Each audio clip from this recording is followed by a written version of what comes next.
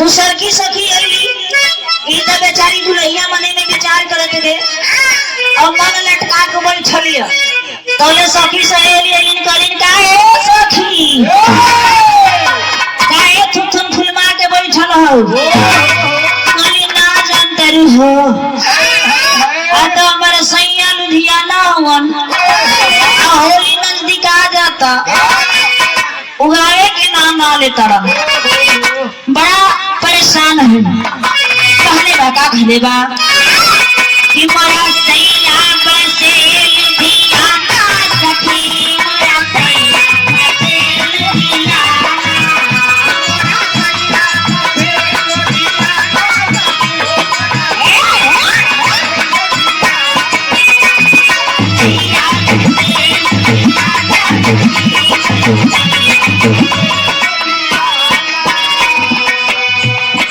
बिहरे बल में पड़े समा में जाके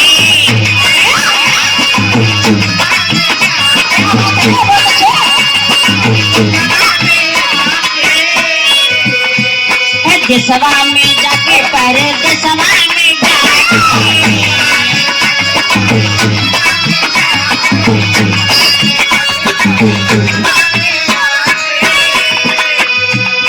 बने नीरे मोही पिया हमके बिसरा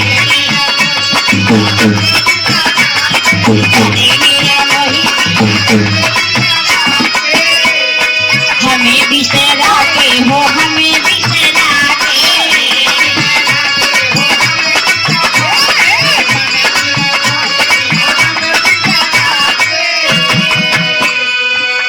महे पुरुना पवनवा सुहाना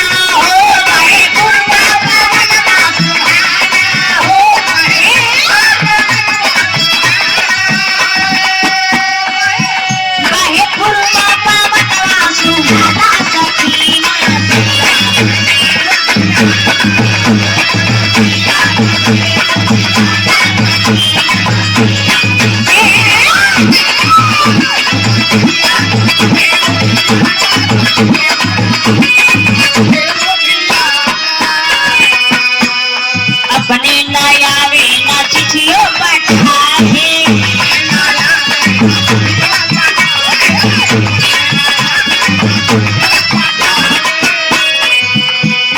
बिरह योगिनिया में हमके जलाए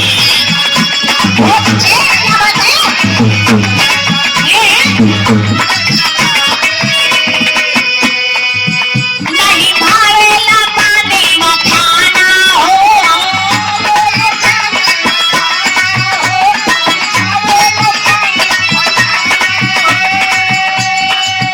नहीं भावेला पानी मखाना सखी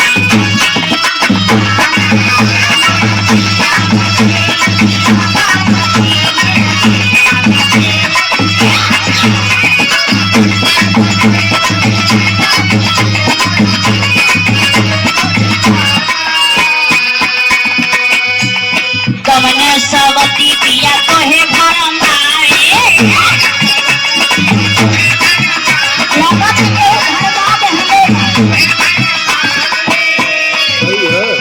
कवन सवती पिया कहे घर माए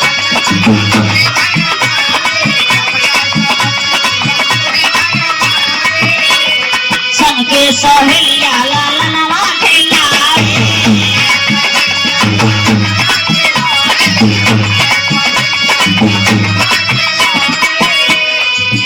नहीं भावे कोयलिया के गाना हो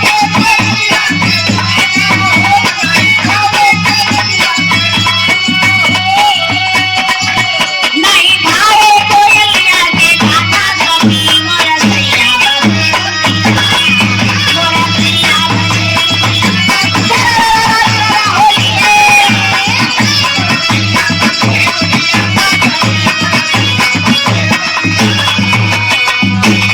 दुल्हैया गले भैया सभी तमन्ना बा कि ये सैया हमारे ये लुधियाना से सैया एगो काम जरूर करब काली हूँ का कि जहदी ने हुई है गलम के अमना जहदी ने हुई है गलम के अमना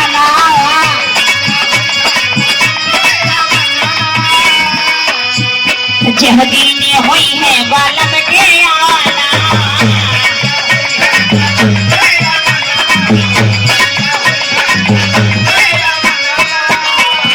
तुलसी के नीचवा जलाई बजिया तुलसी के नीचवा जलाई गाँव सरिता दी होली तराना हो